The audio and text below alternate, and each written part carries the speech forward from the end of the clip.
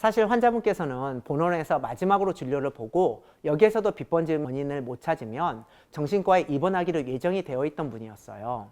아이엔스는 빗번짐이 없다고 얘기를 들으셨는데 사실 모든 렌즈는 로 인한 빗번짐이 있을 수 있고. 안녕하세요, 나성진 원장입니다. 백내장 수술에서 빗번짐 없는 렌즈라는 말은 많은 분들의 관심을 끄는데요. 특히 아이엔스는 빗번짐이 적은 렌즈로 널리 알려져 있죠. 하지만 아이엔스 렌즈라도 환자분의 눈 상태에 따라 심각한 빗번짐을 경험할 수 있습니다. 오늘은 아이엔스 수술 후 극심한 빗번짐으로 정신과 치료에 입원까지 권유받은 환자분 사례를 통해 백내장 수술 시 개개인의 눈 상태를 고려하는 게 얼마나 중요한지 말씀드리고자 합니다. 60대 후반 남성분이셨는데요. 한 달 전 지역 안과에서 심한 백내장으로 진단을 받고 우환을 아이엔스 렌즈로 수술을 받으셨어요. 그런데 수술 직후부터 심각한 증상이 시작됐죠.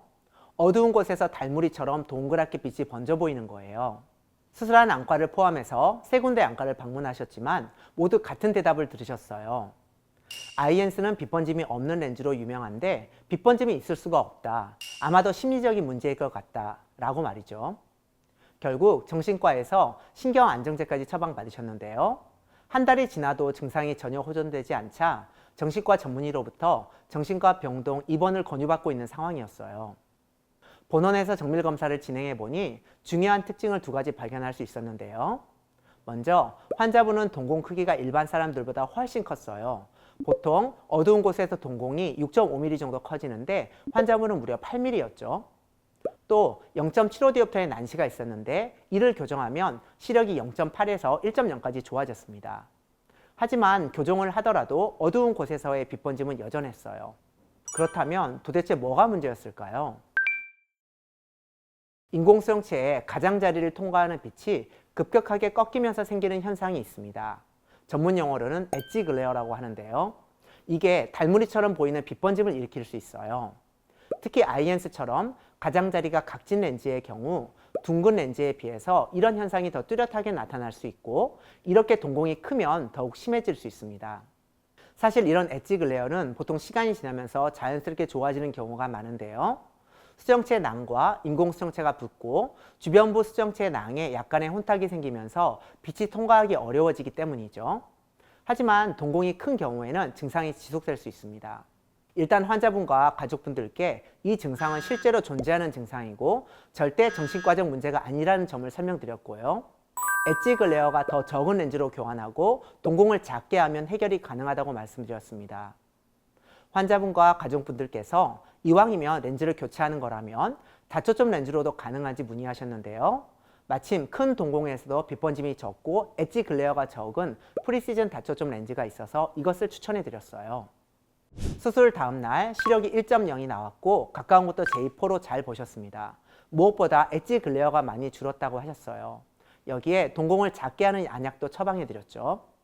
그런데 2주 후에 오셨을 때 달무리는 없어졌지만 너무 어둡게 보이고 두 눈으로 보면 침침하다고 하시는 거예요. 동공을 작게 만드니 빛이 덜 들어와서 어두워 보이고 좌안의 경우 백내장이 꽤 심한 상태였기 때문에 두 눈으로 함께 보면 침침해 보였던 거예요. 환자분께는 이제 빗번짐은 걱정하지 마시고 반대쪽 백내장 수술을 진행하면 더 편해지실 거라고 설명드렸습니다. 좌안도 프리시즌 다초점 토링 렌즈로 수술을 해드렸고요. 수술 후 다음날 시력은 1.0의 근거리 J4, 양안으로는 근거리 J2까지 볼 수 있었습니다.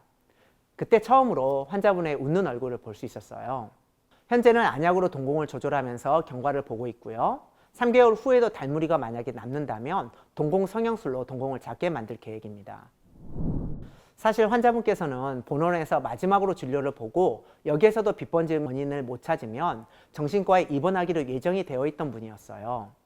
그런 환자분이 저희 안과에 오셔서 빗번짐의 원인을 찾고 또 해결하고 마음의 짐까지 벗을 수 있게 되어서 환자분과 가족분들도 기뻐하셨지만 저도 정말 보람이 있었습니다.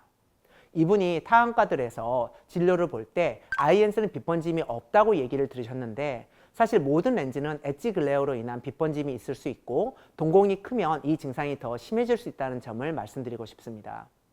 혹시라도 비슷한 고민을 가지고 계신 분이 있다면 꼭 저희 병원에서 정밀검사를 받아보셨으면 좋겠습니다. 궁금하신 점은 댓글로 남겨주세요. 감사합니다.